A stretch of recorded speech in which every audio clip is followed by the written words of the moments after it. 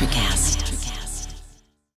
This episode is brought to you by Shopify. Whether you're selling a little or a lot, Shopify helps you do your thing, however you cha-ching. From the launch your online shop stage, all the way to the we just hit 1 million orders stage. No matter what stage you're in, Shopify's there to help you grow. Sign up for a $1 per month trial period at shopify.com/special offer, all lowercase. That's shopify.com/special offer. Why wait to see if you'll get something you like this Valentine's Day when you can go to BlueNile.com and find something you'll love? Whether you're looking to treat yourself to a little winter sparkle or show a galentine how much you appreciate them, Blue Nile offers a wide selection of high-quality designs, expert guidance, and free 30-day returns for the ultimate peace of mind. You can even design your own jewelry. Right now, save up to 50% at BlueNile.com. That's BlueNile.com. On this episode of Missing the Point, we preview the 2021 National Hockey League season.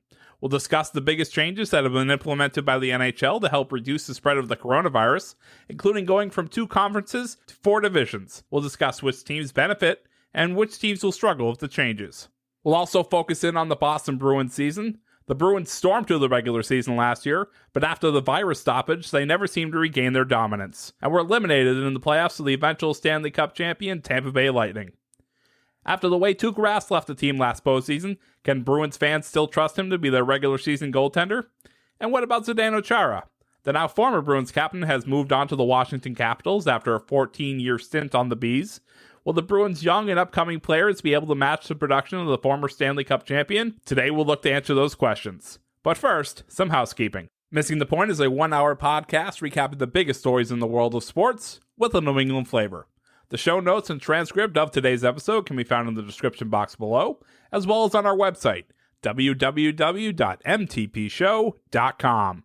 If you're new to the show, please consider subscribing. It's the easiest way to see when we publish new episodes. We are on Apple Podcasts, Spotify, Google, and wherever you get your podcasts. Be sure to rate us and leave a review of any of our shows. We always appreciate your feedback. Also be sure to follow us on all of our social medias. All of our links will be in the show notes. And check out our brand new website, www.mtpshow.com. That's mtpshow.com. And now, this is Missing the Point, episode 32. But it's all relative.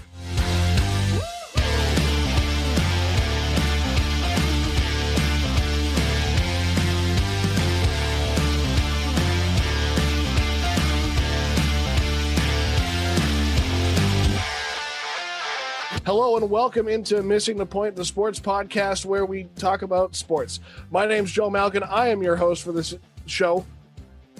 I am joined today by Rayshawn Buchanan and Bob Kelly, along with our executive producer, Craig D'Alessandro. We'll release a blooper reel at the end of the year. And today we're here to talk about hockey, because why not? The NHL season starts today, Thursday, the 13th of January.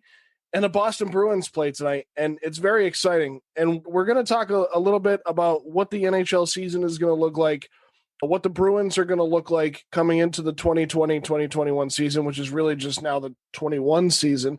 And I'm going to ask the question later on, and we'll talk about it, but they call this a big market tease. Will the NHL season be affected like the NBA season is? So we'll get to that a little bit later on down the line. But first, I want to start by kind of going through what the NHL is going to look like this year, guys. The league reached a new CBA agreement on July 10th in the middle of all this stuff going on, right? So they had a lockout in 2005. They had a lockout in 2012-2013 season, and they've avoided a lockout this time around. Although going into this season, maybe it was a good time for a lockout. But as Rayshawn always says, it's a business, number one. They want their money. They lost enough of it last year, so they need to recoup it. The NHL will play its season beginning on January 13th, ending on May 8th. The season will be 56 games long, which is down from 82. So where the NBA came from 84 to 72, the NHL comes from 82 down to 56. 82 to 72. Is it 82 to 72? Yeah. You know how many times I've always gotten that mixed up trying to figure out which league plays 82 and which league plays 84? No. The league this year will be split into 4 divisions rather than the Eastern Conference and the Western Conference. They'll have the Central, the East, the North, and the West changed from the East and Western Conference. This is partly due to the Canadian government not allowing American teams into Canada and kind of just not wanting to have that travel between the two countries. So the 7 Canadian teams will play in the North Division. This is also the first time since 1923 that there has been an all-Canadian division in the NHL, which is very interesting. So 98 years since that has been a thing, which is pretty cool to see it kind of reverting. I'll ask this question in just a minute when I get through this, but a question pertaining to that, so don't let me forget. Once they get to the playoffs after the 56-game season, the top 4 teams in each division, 16 total, which is typical, will qualify for the playoffs. The first 2 rounds will be played under a pure divisional format. So the 4 teams of each division will play each other, and then the playoffs will be reseeded once it's down to 4 teams. So the 4 teams will play until they're down to 1, and then the 4 teams from each division. Guys, I got to ask you this question to start the show off, and I'll go to Ray for this one. Ray, they're going from an Eastern and Western division to more of an MLB, NFL type format with the 4 divisions. Generally, they have divisions within their conferences, much like the NBA, right? Do you think they stick with this kind of a format going forward, even when they go back to an 82? Now, granted, I don't think they'll stick with you just play games within your division because obviously that's due to COVID and travel concerns. But do you think this is a format the NHL could stick with from here on out? I mean, I think it's depending on the success, right? So Gary Bettman has to do a lot of things to make the NHL exciting. And, like you alluded to a few moments ago about them having an all-North division, I think that's pretty dope. I think that, seeing all 7 teams beat up against each other. So, Toronto, Vancouver, Winnipeg, I forget the rest of them, but those are the ones that come to mind, Edmonton. But yeah, I think that's pretty cool. I don't think it will continue unless it's successful, but I mean, anything's worth a try, and they just have to throw a lot of things against the wall and just see if it sticks. So maybe it'll stick, but I don't think they'll continue doing it, but hopefully it's exciting hockey to watch. Bobby, don't you think the Canadian hockey fans would eat that up? Like, think about that even as a Boston fan. Like, we'll talk about the division that the Celtics, the Bruins are in shortly, but they're in it with basically the Metro Division. So Pittsburgh, Buffalo, the Islanders, the Rangers, the Devils, the Capitals. Like, man, yeah, I know most of those teams are in the Eastern Conference to begin with, but imagine now breaking it into divisions and the Canadian teams playing each other all the time. I think that's pretty exciting to me. Yeah, I mean, I personally, looking at the way it's laying out, I would love it because to me, the biggest thing with hockey is when you get familiarity, you get chippy, you get this hockey that's a different level. Because these guys actually, by the end of these games, literally don't like each other. They look at each other and want to fight immediately. I mean, granted, they don't actually. They end up shaking hands at the end of the games and everything like that. But like, when you have rivals going up against rivals constantly, like we're going to have this upcoming year, I think it's going to make for some great hockey. And I do think the NHL, I don't know if it'll be this extreme where, like you said, where you're only playing your division teams. But I think it's something that they will adapt to moving forward. They're definitely a type of league that will change its rules and will adjust the things as they go. Like, they changed the overtime rules completely. They changed things. So, I mean, I wouldn't doubt seeing them make a kind of change like this moving forward. Yeah, and so just to kind of give everybody an idea in case you're living under a rock or you don't follow hockey much, but you found your way to our podcast, the 4 divisions will look like this, and the Central Division will be Carolina, Chicago, Columbus, Dallas, Detroit, Florida, Nashville, and Tampa Bay.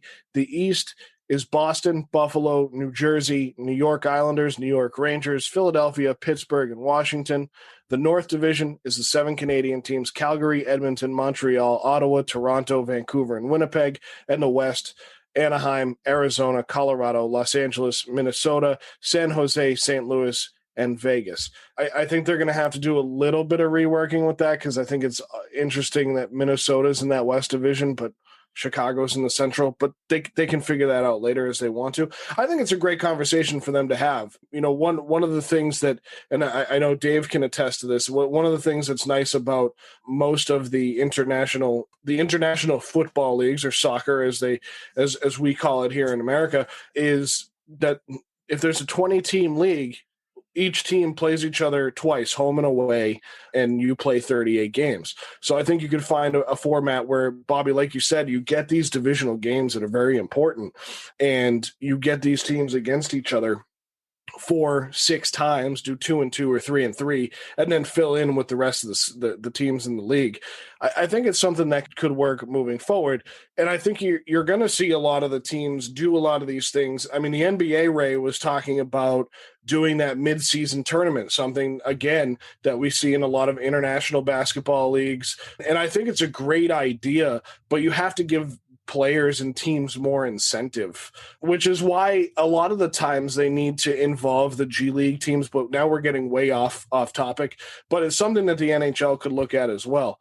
So, but what's interesting about this season too is, instead of playing the Classic on New Year's Day, they're going to play 2 outdoor games at the Edgewood Tahoe Resort in State Line, Nevada, on Lake Tahoe, on February 20th and 21st, and the Flyers and Bruins will play in one of those games, in the Avalanche and Golden Knights. So it will be the only game outside of the Eastern time zone that the Bruins will play in the 2021 season. It's pretty cool that they're getting that done anyway, guys. Yeah, I love those outdoor hockey games, man. Some of my favorite hockey memories of those outdoor Winter Classic games. I remember we played, I think it was the Flyers back in the day at Fenway. I think it was like 4 or 5 years ago, where it was just one of the best hockey games I've ever watched. I don't even remember who scored the game-winning goal. That's how long ago it was. Yeah. It was on New Year's Day, right? Yeah, exactly. I love those outdoor games. I feel like there was like snow, and fans were like throwing snow into the air, stuff like that. So it made one of the few moments at Fenway magical over the last few years, because we know it hasn't been magical lately. But I mean, I want to go back to, 'cause we talked about how cool it was going to be for the divisions. I still want to see Montreal and Boston, though. Like, I feel like that's something where, every Bruin fans I know, like, I think immediately I think of our boy Ryan Haney, our boy Will O'Leary.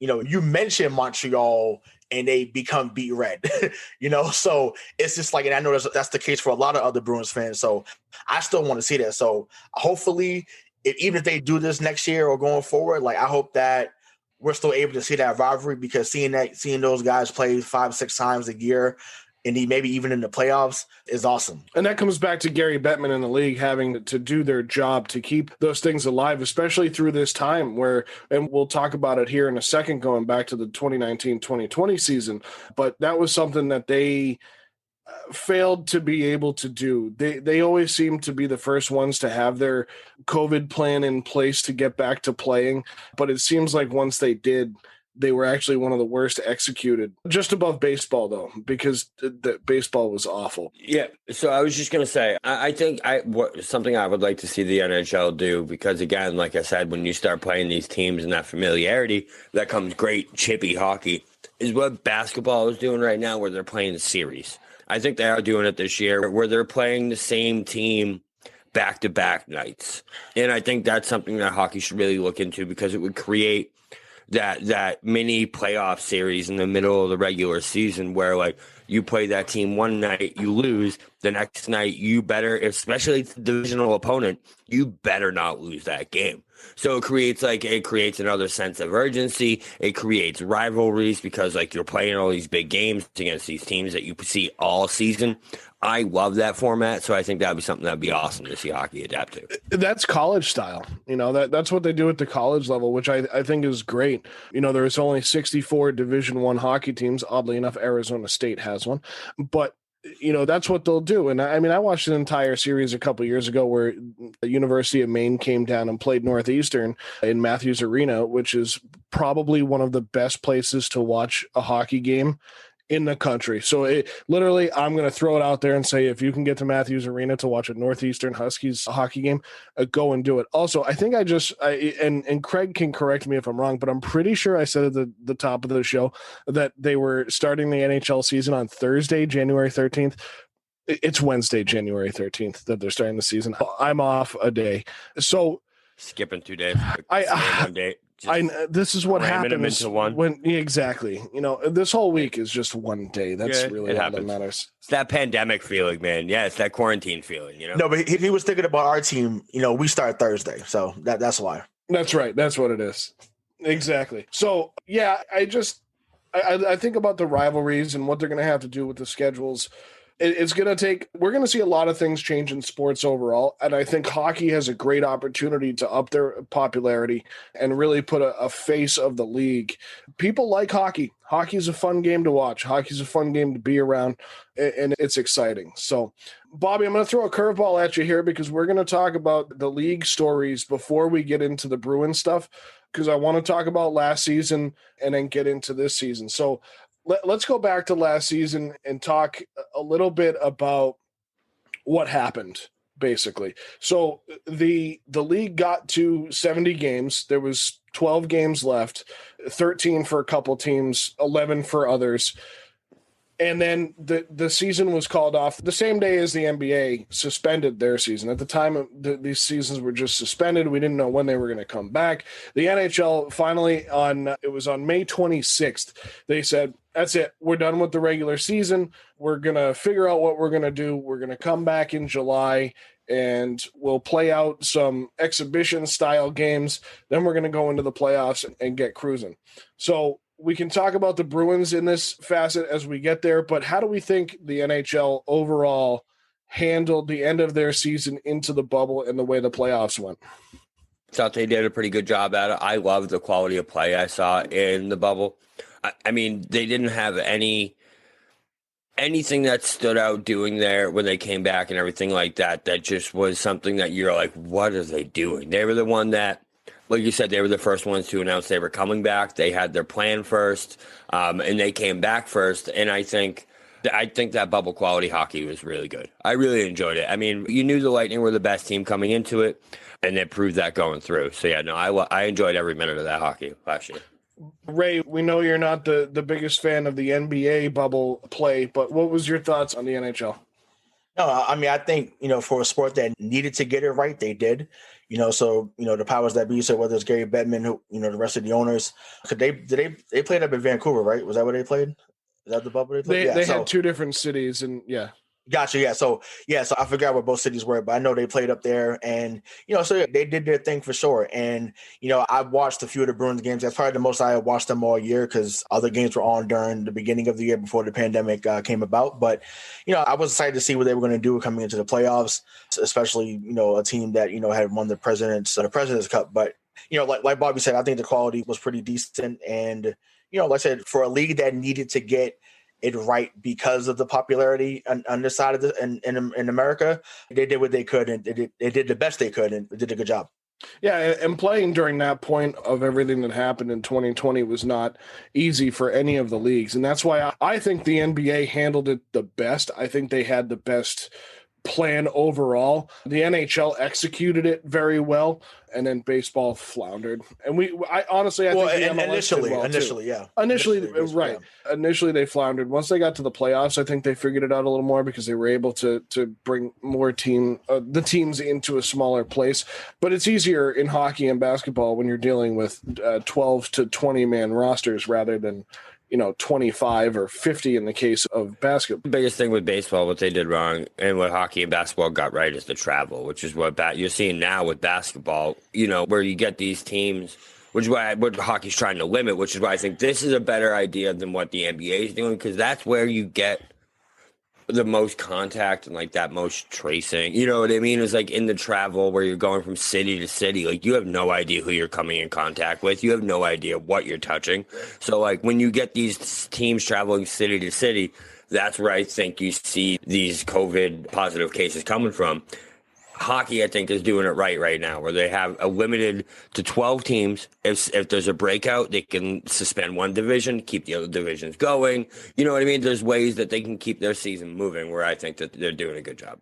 Yeah, I agree. And Gary Bettman is proving to be one of the more competent. I thought he was kind of a punk for a while, but I think he's doing a good job at this point in time, along with Adam Silver. And I think that's one thing that the NHL has done well, is that they've kind of mirrored a lot of the things the NBA have done, and they've done them a little bit better overall. Again, the NBA did a great job in the bubble. But anyway, all right, enough about the COVID stuff and everything else. So actually, I can't say that because we look into this season, and Bobby, that what you just said, talking about suspending divisions or not letting teams play. The San Jose Sharks are already delayed until February 1st due to Santa Clara County in California indefinitely banning all contact sports in response to local COVID-19 cases spiking.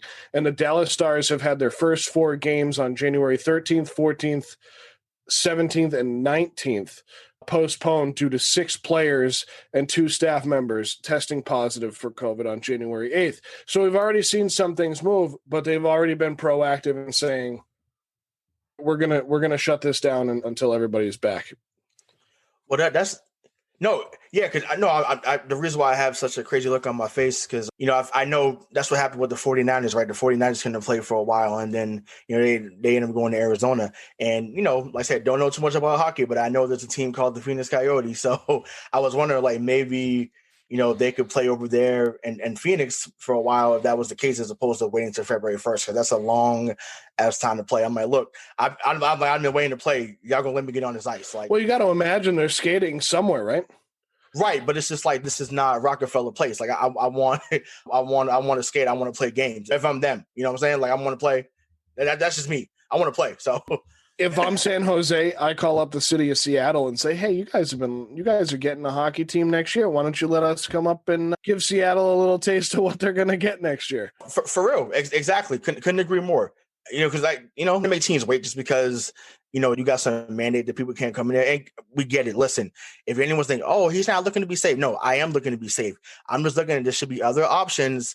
Like I said, they let San Francisco go to Arizona and play for their last few home games there. Why not let the Sharks come in there for a few weeks in Phoenix, or like Joe said, go to Seattle and just play a few weeks? I'm not trying to wait another 3 weeks to start my season just because of some mandate that's in order. That's just me. That's just my take on it. And that is the only county in California that has that mandate. So they're not playing their first home game until February 1st. Oh, okay. So they are playing. So they're not. So they're being on the road for 3.5 weeks, right? Which is still, that's a long ass time. That's right. Still rough to be on the road the entire time. Which is weird. It was weird the way that this article worded it. So I'm glad we got that. Yeah. But I mean, that makes much more sense, right? But so this was another thing that the NHL announced in the midst of all of this. Perfect timing. And they still don't even know if they're going to be able to come back. Who's that? The Sharks. Oh yeah, they won't be able to. Santa Clara County is kind of on lockdown, and honestly, I'm not one to sit here and judge that. So, but hockey wise, the NHL did something else in the midst of all of this, and over the summer they announced their newest franchise, their 32nd franchise, the first one since 2017 when the Vegas Golden Knights came in, and it feels like the Golden Knights have just been a mainstay. Vegas is very quickly just becoming a sports town, which it never was prior to I think the last time it was considered a sports town was when Vince McMahon brought the XFL there back in 2001. The Outlaws, which is such a good name for a Vegas team, right? So, but the Vegas Golden Knights in 2017, and now the Seattle Kraken are coming in 21-22, so next season, which is great for the city of Seattle. It's great for the National Hockey League. But again, Ray, like you said, they have to make sure that the level of play is high and that they get eyes on the TV. But I think they will. Seattle is a great sports town. We know that the Seahawks are beloved up there. They loved the Supersonics, which we can get to that on another show. Oh, it's coming. But yeah, so they announced the Seattle Kraken. I mean, I thought the logo was sharp. I love it. I thought all of it was sharp. I thought the way that the entire league got behind the announcement, it was social media that was navigated perfectly. But yeah, go ahead, Bobby. What are your thoughts on the newest franchise coming in 21-22? The reason that this is going to work is just the way that the NHL expansion draft works. It's made to, I'm pretty sure teams can only protect, I think it's only 5 to 10 guys or something like that. It's not a limited crowd that the teams are picking from. What's the success of the Golden Knights just really made this such an easy sell for the NHL. You know what I mean? The Golden Knights came in and were in the Stanley Cup Finals literally in their first year. So that's why I don't see it watering down the quality of play. I think it's funny to me that the only league that we see expanding in American sports right now is the NHL. That's 2 in the last 4 years, when I would put them probably them in baseball is like 3 and 4. So I think that's kind of funny. Big thing to look out for them is Ron Francis is their GM, and Ron Francis is a solid GM. He made up that entire Hurricanes run from back in like 2019, 2018, 2017. He made up that entire run. So he's a good coach and GM. So I would look out for them. When they start, they're gonna be good quick, I think. Yeah, and I mean, like we already alluded to, like Seattle as a sports town is awesome. And, if fans are able to come back for that 21-22 season, that arena is going to be rocking. Because listen, when Seattle teams are going, like I remember Ken Griffey Jr. teams back in the day in the Mariners when that play when they beat the the Yankees in '95, that play and that crowd, I mean, was literally shaking at the Kingdom. So Safeco Field doesn't get like that, but I feel like if the Mariners were good now, they would be rocking too. So they're dying for more good sports up there, right? So, like I said, whether it's basketball, football, baseball, like it doesn't matter. So it's good to see that they're expanding. Hopefully they're able to get more up there. The Pacific Northwest is awesome. So, who knows? Maybe we should all take a trip up there at some point to go see a game up there, when things settle down. But yeah, I think they're going to be great. And I didn't know that, Bobby, so I just learned something about, because it's kind of different in the NBA. Like you can kind of take players that were a part of like key championship players. But that happened when the Timberwolves became a franchise a long time ago. Like they took players from Detroit who had just won the championship that year. So that was crazy. So like, could you imagine if you can just like, oh, hey, we're going to take Stamkos. We're going to take, we're going to take Carey Price. We're going to take Pastrnak. Like you imagine they could just take those guys like that. So that would be wild. That's the thing is like, I know I saw somewhere like the expansion drafts, we're looking at like Tuukka Rask possibly ending up there, or who else is our backup? Who's the other guy? Halak ending up there. Those are the type of quality players that you're going to end up seeing in that draft pool, is along those lines. Or maybe they try to get Lundqvist out of retirement. I know he just left the Rangers after forever, but maybe they say to him, hey, can you give us a year or two? You're one of the best goaltenders this league has seen in a long time. Why not? I think that'd be a good look. So if they want Tuukka, they can have him, and that's a good segue into our next part of this NHL conversation. Because guys, we've now gone through a lot of the league and how it's going to work this year. So hopefully everybody's with us still. But let's get into the meat of this, and let's talk about the Boston Bruins and what's going on, what went on, and what's going on with this franchise. Because everybody has their opinions on this. I think personally, this team is somewhat in shambles or getting to that point. That's just my opinion. Let's see what the guys have to say. The Bruins will be playing in the Eastern Division, and they won't travel any further west than Pittsburgh, any further south than Washington, except for the one game against Philadelphia at Lake Tahoe. And that'll be for their entire 56-game season. So as we mentioned earlier, if it wasn't clear enough, they literally are just going to play the teams in their divisions for those 56 games. Bruce Cassidy, who was named Coach of the Year last year, he led the Bruins to the President's Trophy in the shortened season and won Coach of the Year. He's back for his fourth full season. He took over for Claude Julien 5 years ago. He's won 61, 66, and 34 in 261 games as the Bruins head coach, 27 and 28 in the postseason, which is concerning. The Bruins won the President's Trophy last year, as I mentioned, before going to the bubble format. Guys, let's talk last season with the Bruins first before we get into this year. The Bruins finished 44-14 and 12 last year. They were so impressive. If none of this happens, I think we see them run right into the Stanley Cup Finals, maybe get past Tampa in the Eastern Conference Finals. Who knows? But Tampa was right behind them at 4 games behind it, or 8 points behind, I should say. 8 points behind the Bruins at the end of the season. And, when they called the season officially in May, and we saw this Bruins team, and then everybody was a little down in the dumps. The season's on hold. What's going to happen? What's going to happen when these guys get back? When are we going to start back up? They call the season on May 26th. We get the President's Trophy. They announce the bubble. They start getting back into Warrior Arena and skating, getting ready to go to the bubble, and they just look flat. They just look, out of shape. They're not skating hard. They're not skating. Bobby, what were your thoughts on the Bruins coming into the bubble? Because they didn't even play well in those first exhibition games. Yeah, I think so. I agree with you that if they didn't cancel the season or they didn't stop the season, it would have been a completely different story.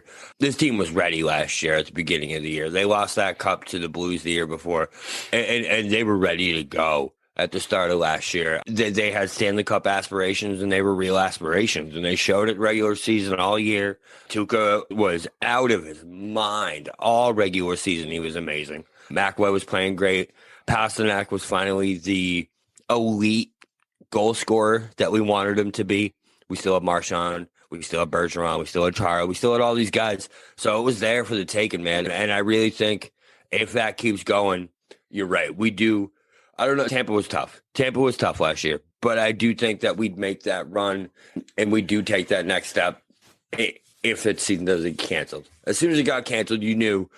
You just knew this is the type of Bruins team we've seen for years. We said at the end of the year last year. They don't react well to certain things.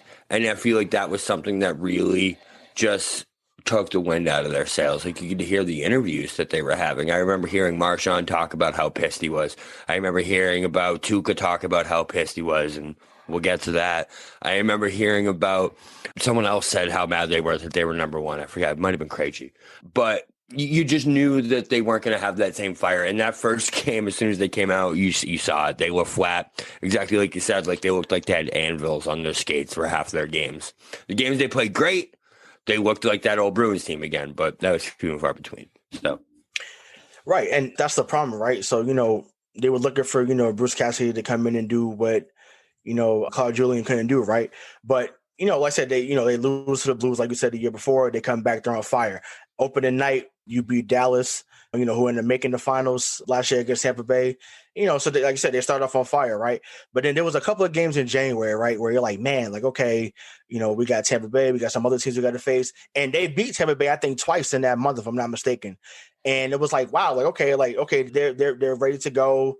And then obviously, we found out, because we talked about it on the previous show, Stamkos was out, for most of that playoff. I think not the whole playoffs, if I'm not mistaken. So it was like, okay, you beat them in a regular season already. You have an equally talented team, if not more talent, and you still don't get it done. Like that to me was infuriating. But like you said, they seemed over it from the jump. Obviously, we know Tuukka was over it, and like I said, we'll get into that as we said. But it was amazing to see a team that was so together, so on top of things, so together.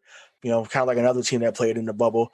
And then all of a sudden, it just went to shit. And it's unbelievable to me that, a team that with that much talent, knowing that, because my thing is, how do you lose that fire when you had just lost the Stanley Cup? At home, Game 7, at the crib, you lose 4-1. But then you come back and you don't have that fire. And granted, we know 2020 took a hit on everybody. We're not disputing that. We're not arguing that. But that fire's got to be there to say, you know what? We're the best team. We were the best team last year, but we didn't get it done. We're going to do it now, but they didn't. Yeah, I mean, such impressive numbers here, as you guys talked about prior to them going into the playoffs. Pasternak with 95 points, 48 goals, 47 assists. I mean, Bobby, that's what every team needs a guy like that, right? I mean, those literally are Alex Ovechkin numbers, and that was how the regular season went, and everybody thought, they were literally on pace to have like 110 points at the end of the regular season, which is incredible because they had 103, I think, was it the year before when they also won the President's Trophy. So Brad Marchand, 59 assists to go with 28 goals. Patrice Bergeron, 31 and 25 goals to assist. These guys, Torrey Krug, we'll get to Torrey Krug too, 9 goals, but 40 assists. So kind of that two-way defenseman. But, Bobby and I were talking about it before we got on here. You're expecting more goal production from him. So there was definitely holes in that team, even though they were so good. But you also expected them to have that leadership, right? With Chara, with Bergeron, you had David Backes who ended up leaving at the trade deadline in January, but you have Rask, who's been there since 2011, has a Stanley Cup ring, and then they go in and they're flat. They played 13 games in the playoffs and lost to Tampa, who eventually won the Stanley Cup. But if you're going to lose to somebody, you might as well lose to the champion, which we found out later would be the case. So let's talk about deeper into that bubble and a couple of storylines. And I think the biggest one that we've all talked about already is when Tuukka Rask decided to leave the team on August 15th. A lot of the speculation on that was, there's the straight up look at it and just say, hey, all right, he's leaving to go home to Finland to be with his team, his family, family's a team, right? He's going home to be with his family. He didn't want to be there anymore. And then the eye test says his heart wasn't in it. He knew they were going down. He wanted to leave. And that's going to translate into this season. But I know we've harped a lot on the past season with these guys, but what were our overall thoughts? Bobby, what was your thoughts on Rask leaving in the middle of the bubble? So I just think that was definitely the biggest impact on them throughout that bubble. You saw it in that Tampa series. They needed him. Halak is great, but Tuukka is literally one of the top 5 goaltenders in the league. As much as we hate on his personality, how weird he is, how I don't want to call him weird, how eccentric of a person he is. He's a great goalie, and we needed him against Tampa. So that was one of the biggest things, because we saw it when we saw Vladar come in, that he gave up like 9 goals in 3 minutes. So obviously, we needed that talent, that goalie. So I really do think seeing your goalie back out on you like that in the middle of a playoff run just affected them. You know what I mean? How could it not? How could it not when one of your leaders or one of your top players just is gone? One day he's there, you're relying on him to be your goalie, to be your backbone, and next day he's like, all right, guys, I got to go. Granted, whatever reason, he's still here, so I can't hate on him too much. But, it is what it is, man. He left, and it really affected that team. Yeah, but nah, man, where's the fight? Where's the fight to say, you know what, whether he's here or not, we're going to get this shit done. And I get it. You're right. It started that way. Right, it started that way, but right, it did start that way, but it was just but come on, we knew that Halak wasn't going to be where Rask was. We knew that. And it's the fact that, and granted, because we're delusional when it comes to Boston teams, so we're like, man, we're going to do great. No, but it's okay. He played a game or two, great, all right. But this wasn't going to be what Tim Thomas was in 2011. It wasn't going to be that. And we still hold goalies in this town to that standard, well, at least this generation anyways. We hold us to that standard because, man, he stood on his head all playoffs. Halak wasn't going to do that. If anything, he was wide open like a 7-Eleven all playoffs for the most part. So to me, it was sad. But to me, you have to have that fight to say, you know what, whether this man's around or not, we're going to get the job done. So, but maybe that means that they all just wasn't in it to begin with. And that just gave them an excuse to say, you know what, we're out. That's what it seems like. 7-Eleven, not a sponsor. No, absolutely right. You're absolutely right, because they played that first game after Tuukka left, and it was like there was a fire lit under their ass, and then it went out quickly. And you wondered where the leadership was, because that was part of the narrative. Where's Chara? Why are we not picking up this locker room? Why are they not picking these guys up and pushing them forward to where they need to be to get past this team, this Tampa Bay team? But so he leaves. And, like Bobby said, he's still here, and we're going to get into that now because we've mentioned a million times that they lost to Tampa Bay. Everybody knows that's listening to this podcast that the Bruins lost to Tampa Bay. Tuukka's still here. So clearly there wasn't as much of a rift between him and management as maybe there was. So we overreacted? No. Boston way. fans overreacting? No. So you know what? It wasn't an overreaction. They just don't have anyone better to replace him. Period. Sure. But I mean, it'll be all right. If we correct the world, right, and go back to March 12th, you correct you Thanos snap your fingers, we go back to March 12th, and everything is back to normal. There's no pandemic. We play out the rest of the 82-game season and go into the playoffs. Tuukka never leaves.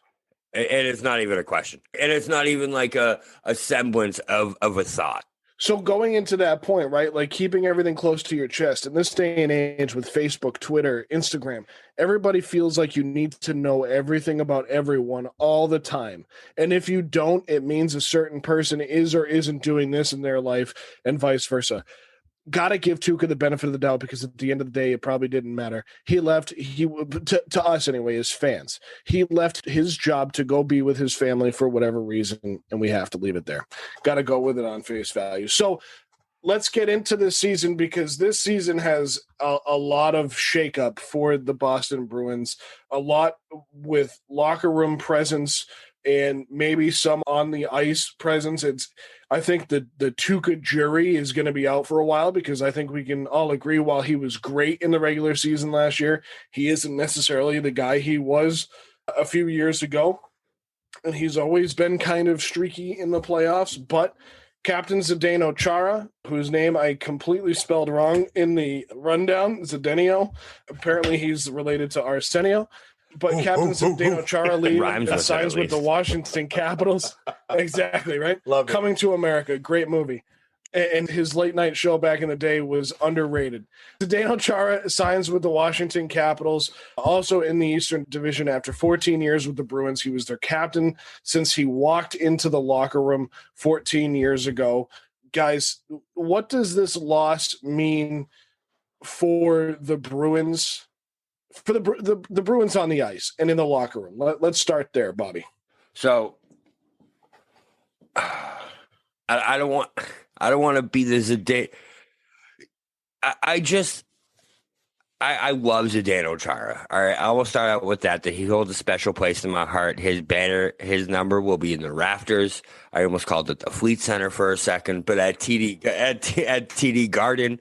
But I don't blame the Bruins, man. I really don't. I've been thinking that it was time for Zdeno to go for a long time. The way it happened kind of disappointed me. We talked about that the Bruins just always have a way of just doing things in the way that you're like, man, did you need to do it like that? I don't know if you did, but it was time for him to go. He's been skating around like he has anvils on his skates since he had a little bit of resurgence the past few years, but last year in the playoffs, you could tell that he's just slow, man. He's just not the same player he was. And if the Bruins actually do have faith in this young core on defense, which it seems they do, they're bringing up a lot of guys this upcoming season. We'll get to that. But it was time for him to go. There was no better time than the present. Granted, yes, he could have came back on like a bargain salary, been like this defensive presence that plays 10 minutes a game. But that's not what he wanted to do. So he's gone. And now we got these young guys on defense. We're going to have to deal with it. And I don't think it's the worst thing in the world. I really don't. So 895,000 is the number that's going to live. 795. Oh, 795. Sorry. I was giving him even more. 795 is a number that's going to live in infamy amongst Bruins fans, and it's going to live with me too. I think that, when you think about Ortiz, Brady, Pierce, do you think about Chara, right? Those are four guys that had been staples in the city for a long time. And my loyalty sometimes messes with me, which is why I was pissed off about the Brady thing. I wasn't happy about this Zdeno Chara or Zdeno Chara. I wasn't happy about that, because my thing is, when a guy has given you this much, like I said, no one's gonna remember him as a New York Islander or whatever team he was before. He played there for 14 years. He's a Boston Bruin. If he becomes a Hall of Famer, he's going in as a black and gold. It's not going in as a navy blue, orange, or white. He's going as a Bruin. So he's been awesome here. And I mean, my thing is, unless you think it's going to be McAvoy or Coyle or whoever's going to be, there's going to be that guy defensively. But all the defenders now are 6'5" or under. There's no imposing presence back there.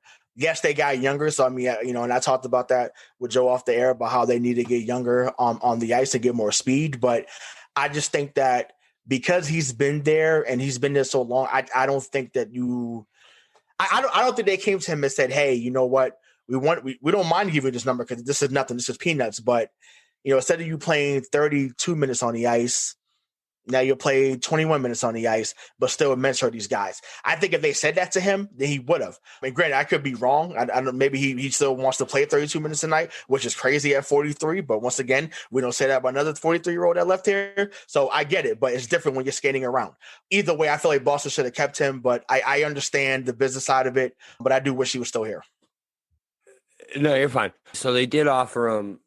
They wanted him to come back as a reserve player. That was the thing. Is they wanted him to come back. He wouldn't be in the starting lineup. He wouldn't be on that top tier defense. They were going to move up as Zaboral into that line no matter what.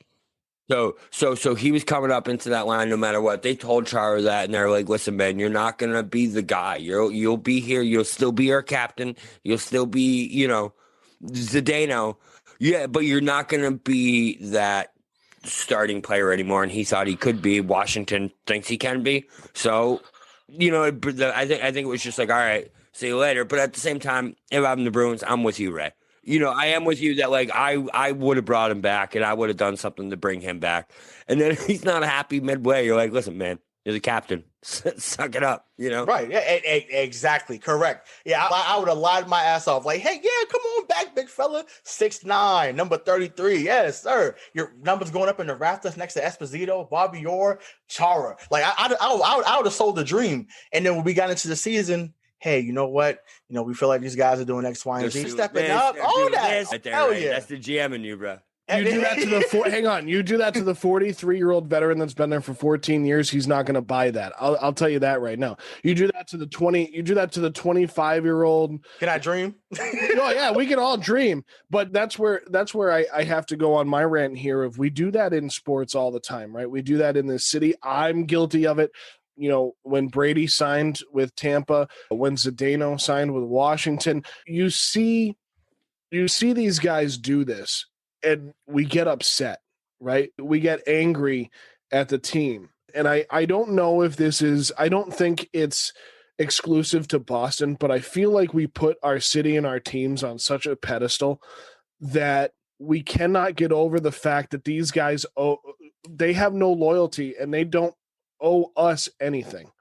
And that's one of the biggest things because, Ray, as much as you say it's a business, it is a business, right? So if you're GM Ray Buchanan of the Boston Bruins, I don't care what team you're the GM of, but that's a business to you, right? Like your job is to bring in the best players to put the most amount of asses in seats, sell tickets, sell hot dogs, sell beer. Like you're generally managing that team to bring those players in. Those players are employees. They're really no different than every single one of us walking into our jobs on a daily basis and sitting down at our desks and doing our job. And eventually we're going to leave those positions.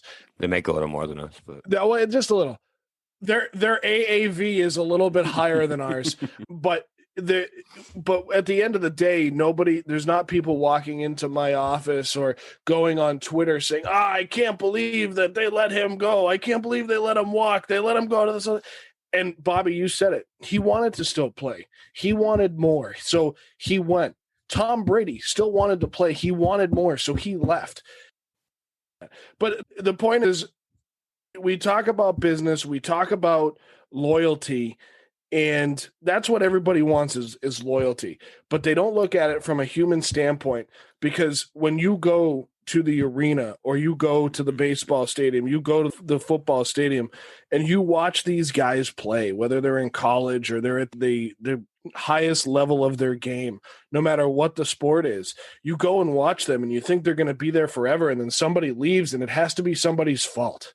And it blows me away in sports when a guy like Chara, and I'll keep it NHL based for this show, when a guy like Chara up and leaves after 14 years with a team and a C on his chest, and everybody jumps down the throat of Don Sweeney and Jeremy Jacobs and Bruce Cassidy, and they just jump down their throats.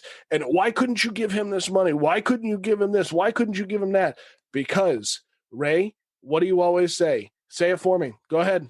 It's a business. You can't pay a guy $800,000 to skate around on one leg for 20 minutes a game and expect to get to where you want to be. They got 100 points out of that season last year in a shortened season with Zdeno Chara playing his normal 20 minutes, and he looked okay doing it. But who's to say? This is the other problem with sports and social media and all this other crap and fans being so immersed in all of this stuff, us included, myself included. I watch Juju's TikToks. I think they're friggin' hilarious. I think he's an idiot sometimes, a great football player. He's an intelligent person. I think what he did 2 weeks ago was stupid. But besides the point, you look at Zdeno Chara and the conversations that he had with the Bruins. We don't know what the hell they said to each other because they're never going to come out and tell us, and they don't have to. They're not obligated to do so. Their only obligation is to put a good product on the ice for us to pay our money, our hard-earned money, to go and watch. That's all they have to do. And Zdeno he's not from Boston. With a name like Zdeno Chara, he's not from here, right? So what is this loyalty? Sorry, way off on a rant, but it needs to be said, and fans need to understand it. They don't owe us anything, right? No, that's cool. I got you. Listen. He's been here for a long time. Yeah, I get it. He's been here for a long time, man. That's why obviously the attachments that we get that part obviously. So my response to that is, Charlie McAvoy better be the damn answer. Sure, he better be the answer. Because if you're letting that guy go, because you didn't want to pay him for 20 minutes. Once again, sell the dream. I get it. He's been so, like you said, he's not from here. Fine, sell the dream. Tell him he's still gonna be X, Y, and Z, and then let the season play out. But Charlie McAvoy better be the answer.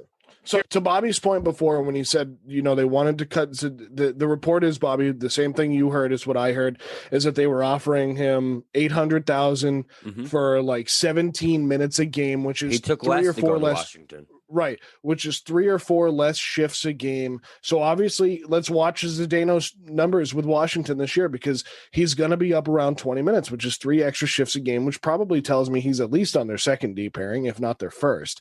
So you're going to see over the season what happens on both sides. And Ray, you're absolutely right. This is the part where it falls on the GM and the coach and ownership, the front office, to say, what are we going to do now that this guy's gone, and how are we going to do it? And that's the part the fans can look at and say, fine, you let him walk out the door. You got to get rid of your emotional attachment for a second. Fine, you let him walk out the door. What are you going to do now? What's the plan? Well, that's the thing, though, is like the same people, and, I probably, as I bitched about it when it first happened, but the same people who are saying Zdeno shouldn't have left are the same hockey fans who are going to be sitting here 20 games in the season if we re-signed him saying, dude, this guy's so old. He's so slow. It's you know what I mean? It's the same thing where it's like, it's nostalgia at that point. That's all it is. That's really what it is. It's all nostalgia. And I just think that, like, anything you're going to get from Zdeno, you're still going to get from these young guys. And at least you're going to give them a shot in a shortened season, in a weird season, to show that they're what we have invested in. So who's that guy then, Bobby? So the one that I look to step up is Jacob Zaboral. He's been up and down. He got a one-way contract for the first time in his career this year. So I think he played great in Providence last year. He's the guy that he's going to take that next step up. I'm pretty sure he's going to end up on the first defensive pair with McAvoy. So those are the 2 guys to watch out for sure. So let's get there. So all of that said, and I went on my rant, we love Zdeno Chara. 14 years here with that C on his chest, gave us so many exciting moments, whether it was his 108-mile-an-hour slap shot, fights, being the enforcer while also being the captain. Those are my favorite moments, actually. Where you'd see someone start to go to fight Chara, and you're like, oh, okay. Yeah, let's go, buddy. Because that's what he was doing, too. You can't take down the tower, Yeah, all right, let's go. So now with Chara having gone to Washington for another season in the NHL, the Bruins have named Patrice Bergeron the new captain of the Boston Bruins. He served as the alternate captain since 2006 until 2020, and he's been on the team since 2003. He's the 20th captain in Boston Bruins franchise history. I think I can just speak for all of us and say this: there was no other option. And I don't know if you guys saw the video, but it was kind of a dumb video, but it was kind of funny, is that they came up and they announced Marchand as captain, and Marshy came up and then said, it's Bergeron. Like, they knew it was coming. It was literally all for the cameras. So it's fine. It was funny. It's good. Because who is even wearing the alternate A? It's Krejci and Marshy, I'm pretty sure. Which makes, I knew Krejci was, but that makes perfect sense. Krejci's always had the A, but I'm pretty sure right, exactly right. Marchand's got it now too. Which he should. I mean, I think that's the right move. So let's talk a little bit. We talked about their losses. They lose Chara to Washington, Torrey Krug to St. Louis, and I guess if you want to mention them, Joakim Nordstrom to Calgary. They re-signed Anders Bjork, Jake DeBrusk, Matt Grzelcyk, Dan Vladar, who will serve as the third goalkeeper, Carson Coleman, Zach Senyshyn, Kevin Miller. Jake Zaboral. We really didn't bring up the Miller contract because a lot of people were bringing that up with Chara, saying, really, you're going to pay this guy this amount of money? But I like Miller. I do too. I think he's serviceable, and everybody cried wolf but then there's the other thing where everybody says, with no fans in the stadium and everything else, they don't want to spend that $800 on Chara. But I don't want to harp on that. Let's stay on the hockey side of things. Patrice Bergeron, captain, no doubt here. So, Bobby, you mentioned what the lines are going to look like, and I want to talk about the big signing for the Bruins this year. And there's only one key addition, which I feel like the Bruins haven't done enough, but there's only one key addition, and that's Craig Smith. And he's a winger, and he spent the last, he was in Nashville since 2011. Yep. So, he's played pretty much every single game. So he's kind of a grinder. He's kind of an Iron Man for Nashville. He played very well there. Sweeney loves those guys. He loves those guys, man. He's played 661 NHL games. He's got 162 goals and 168 assists. Really good numbers. Last year, he had 18 and 13 in 69 games. His career highs for a season, he had 25 goals in the 2017-18 season. He had 28 assists in the 13-14 season. So, great addition. And right now, as you mentioned, the lines, he is projected to be the right wing on the third line with Kasha and Studnicka as his, they're the other right wingers, with Charlie Coyle and Nick Ritchie, and then Grzelcyk and Carlo would be the second line defenseman behind them on that third line for the forwards. So let's just get right into the lines, because Bobby, you brought it up. Ray and I were talking about this before we got on. And Ray, your thoughts on the first line? Marchand, Bergeron, Studnicka, and then Jeremy Lauzon and Charlie McAvoy are your first D pairing. What are your thoughts? I mean, I said it to you off the air. I think the Bruins have the best first line in all of hockey. When you can put Marchand, I forgot who else I wrote on there, but Marchand, Bergeron, at the beginning of the season, right? That's why. Well, he was skating today, so it seems like he's going to be back pretty soon. Okay. Saw that on with Trendy actually. So hey, Trendy, how are you? But you didn't meet me yet. But I'm like totally blushing here. Sorry. That wasn't weird. That wasn't weird at all. It wasn't weird at all. Right? Weird at all. See, this is what would have happened if I said hello to Hillary that day at the park. Yeah, totally seeing the black man blush. Sorry, Craig. If you could contact the lawyer, that would be great. I know. I'm so sorry, but no. I think we have. No, I think we have the best. Seriously, we have the best first line in all of hockey, in my opinion. And then, like I said, I think about Ritchie. I think about Krejci. I feel like those are guys that can be something on the second line. So, the first two lines really weren't the problem last year. It was getting help for the third line. So hopefully the third line can step up. So like you said, we just signed that guy, Craig Smith, and I'm just really. It's really unfortunate that it wasn't a guy from Boston College, right, Bobby? Boston College, Craig Smith. You're great at reference. Dude, I remember Craig Smith. Yeah, man. But no rabbit hole. Joe Al Skinner days, bro. Right, exactly, right. I just think, like I said, the first two lines aren't the problem. I just think that we have to get production from that third line. One of those first two lines, maybe we're playing against a better defensive team or a team that can skate better than them and really fly around the ice. So, but like I said, I'm confident in the first two. I just hope the third line is able to produce, and hopefully Smith is able to help that a lot. So, and that was what's going to happen when Pasta comes back, right? Is that you're going to see the right wingers kind of shuffle around. So this is all projections by NBC Sports. That's what I was looking at too. It's throwing me all off. It is. Where's Pasternak? But I know. Yeah, but he's coming though. He's coming. He was on the ice today, so he's coming. Hopefully soon. Right now, Studnicka is projected as the first line right winger, and then Kasha, and then Smith, and then Wagner on the fourth line. So then when you get Pasta back, somebody's going to have to move, probably Wagner. But then I think that almost makes those lines solid, right? If they do it the way they do it in hockey generally, and they push everybody down, now you have Kasha on the third line and Smith on the fourth line. I mean, you're going to be looking at pretty good production if you have a guy on the fourth line at right wing that's scoring 18 and 18 goals and assisting on 13 others. I mean, that's not a bad place to be in. So then Tuukka Rask is still our starting goalkeeper. How do we actually feel about that going into the season? I don't hate it. He's a good goalie as long as he doesn't. If he has a halak to back him up, I like Tuukka. Because Tuukka's not a guy that you're going to get to play back-to-back nights because he's going to play a stinker out of one of those two. You know what I mean? It's just a no doubt one of those two nights he's going to give up 3 easy goals. The other night, He's going to stand on his head and get you a shutout. So that's why it's good to have Halak there to give him a spell. I think this team really is solid. I do think their defense took a huge step back from last year, obviously, bringing all these young guys up without Chara being in there and without Krug being in there. It's definitely a big hole that they didn't really do anything to fill. Literally nothing, except for bringing these young guys up. But that offense, they're going to outscore teams some nights. It's going to be 6-4 some nights. You're going to see a lot of high-scoring games out of this team because that first line, when it's healthy, is unbelievable. And then a second line of DeBrusk, Krejci, and Kase, or Case, however you want to say it. I was told Kase. Could I say Case too? Okasha. I always say Case. Whenever I'm watching, I'm like, Case. But yeah, that's a solid second line. Coyle, to me, is probably the best third line center in all of the NHL. I love Charlie Coyle. He is my favorite Bruins acquisition since like Nathan Horton back in the day. I love Charlie Coyle. I have some good faith in this team. However, that East is fucking loaded. So it's going to be tough. Yeah, and I mean, if they're out of it, in my opinion, you start actually even if they're not out of it. I said this in my notes. If they're maybe by the trade deadline, go and find Tuukka's replacement.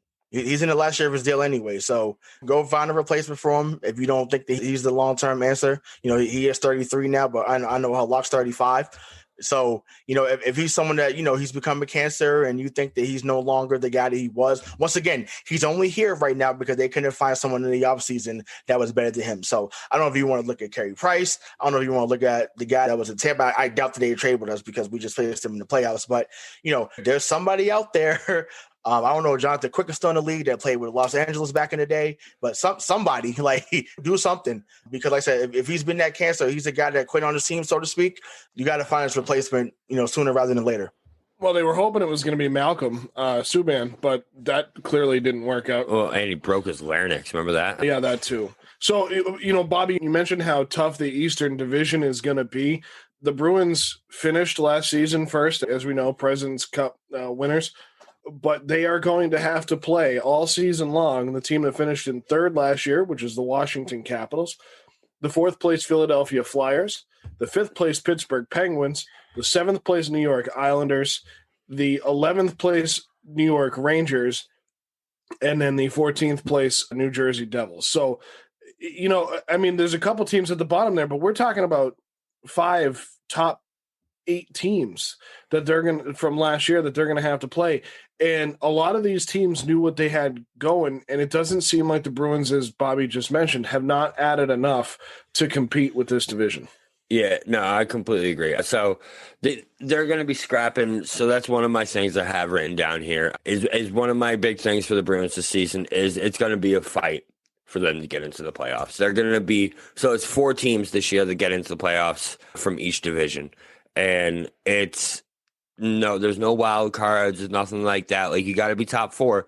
And Philadelphia, Pittsburgh, Washington, Islanders, Bruins is a dogfight. Those 5 teams are pretty even. You know what I mean? Like, one of them's definitely going to be one of the better teams out of the 5. Like, is going to be that team that steps up above the rest of them.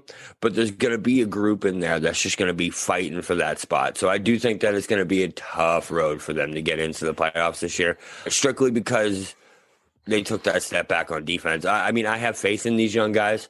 I have faith in guys like Grzelcyk, and guys like I like Carlo, Clifton, but like I don't know if they're ready to take that next step and be that contending defense. So I know who was ready though. Him right around. I know, but he was.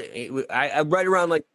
I just would have liked to see them bring someone in on that defensive side. Because listen, John Moore is not doing it for you. All right. I'm telling you, John Moore is 30. He's the same thing. He's like 32, 33 years old. Like he's an older vet. Like he's not going to be the guy that's going to step up and play those minutes. So I just hope if one of these guys can step up, then they're in business. If they struggle on the back end all year long, Tuukka's not great at those breakaway shots, man. He loves to give up easy breakaway goals. So I don't know. And it is interesting, right? Like if you look at this team, sure, the leadership is down with Chara gone, and you might have less defensive production points wise with Krug gone. So you lose your two of your top defensemen, and you only add a third line right wing. So yeah, Bobby, I'll totally agree with you. But otherwise, this team is the same, right? So I found a much better depth chart on CBS NHL. So thank you, CBS, for formatting all of your pages like your fantasy football pages, which makes my life much easier. But it's Bergie, Marchand, Studnicka on the first line, Krejci, DeBrusk, Kasha on the second line, which is what I had said from NBC. And it's Grzelcyk and McAvoy on that first pairing, and then Lauzon and Carlo on the second. Yeah, and then it's Miller and Zaboral on the third. So there's not much change, and I keep trying to talk myself into this and say, but no one. And Mike said it on our NFL show that came out on Tuesday. It'll be down in the show notes. Thanks, Craig. But Mike said, Mike and Dave kind of went back and forth and were like, if you can tell me how this game is going to go, you're lying. And I'm going to say that about this entire NHL season because everything has changed. Everything has moved around. So this could be the best team in the NHL. We don't know.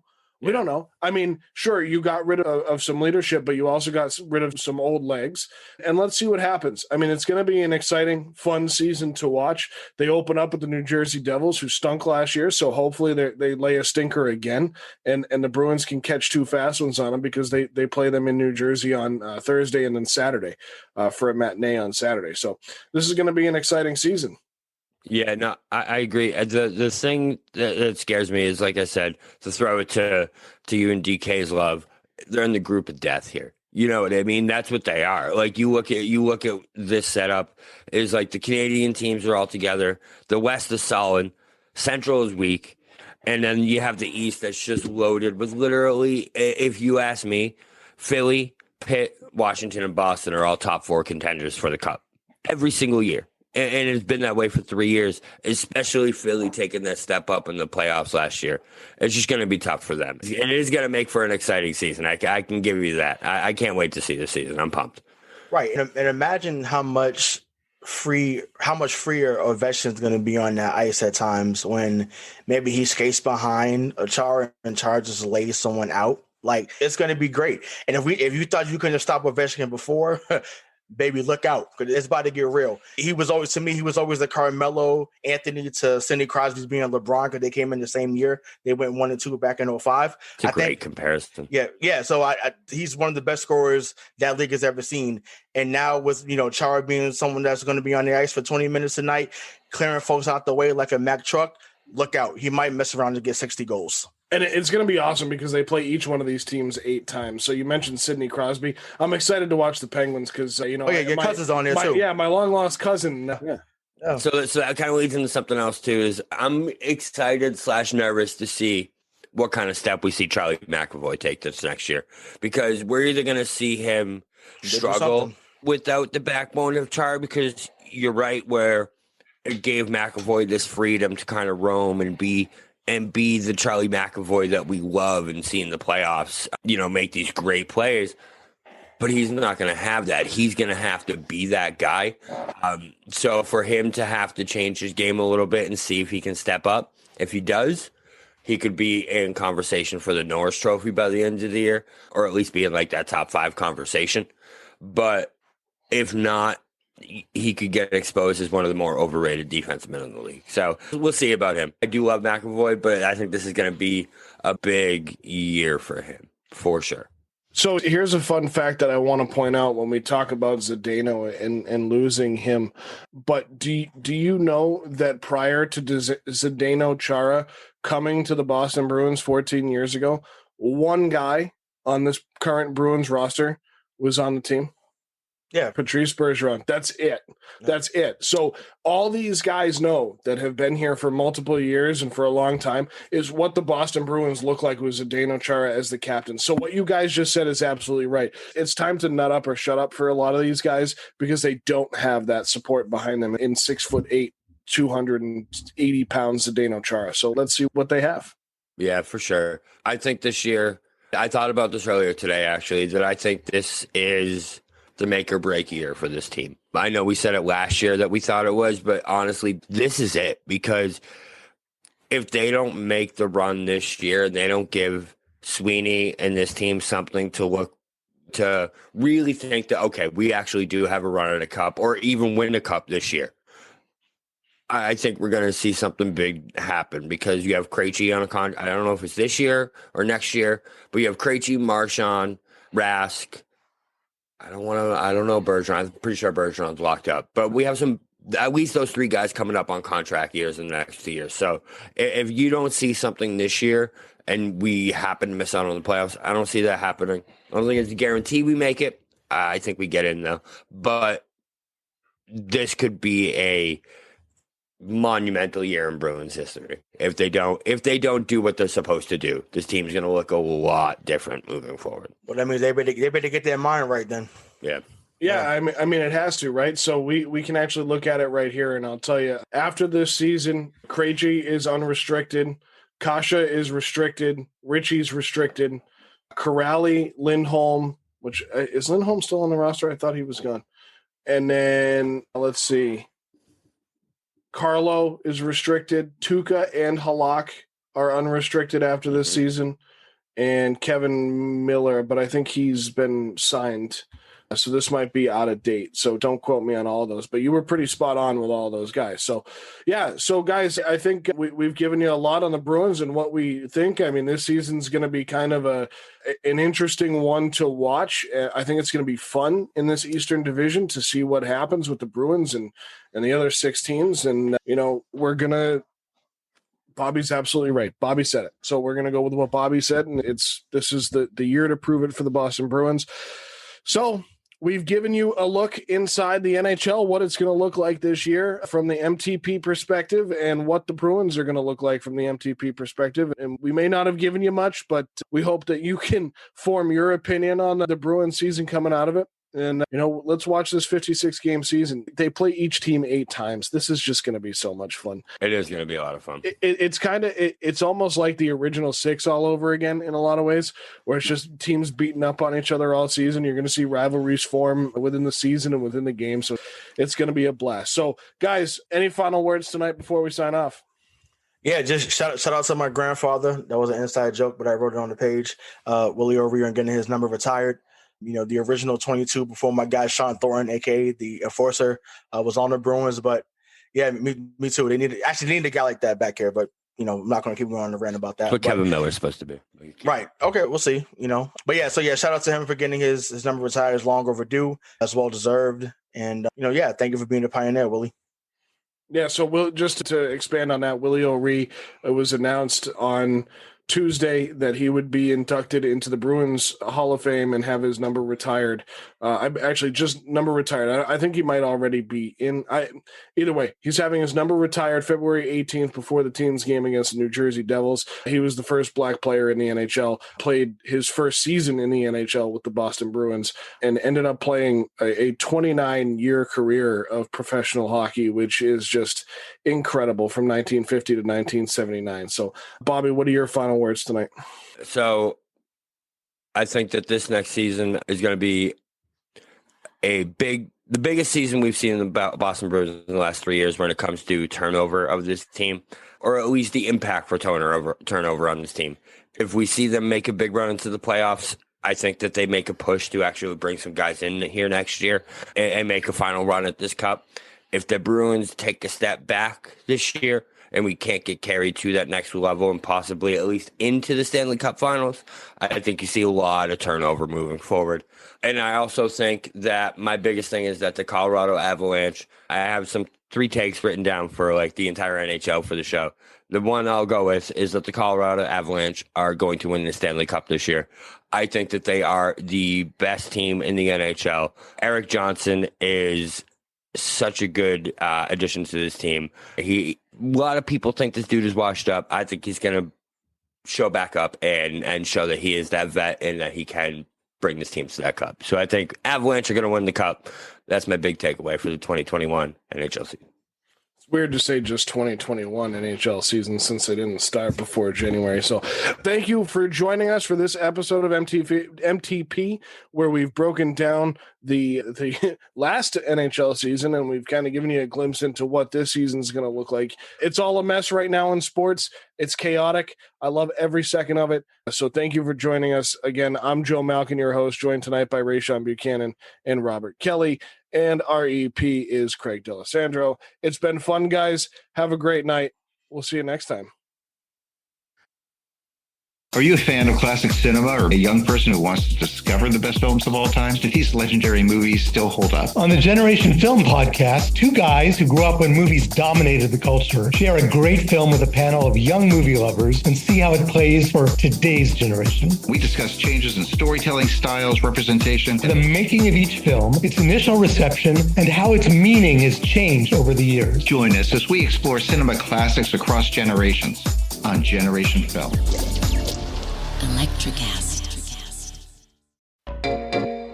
Hey there, fabulous souls. I'm Stephanie Baklaan. And I'm Eden Alpert. And we're the hosts of the brand new podcast, Unapologetically Fab. Get ready to join us on an amazing and real journey as we dive into life after 40 and own it.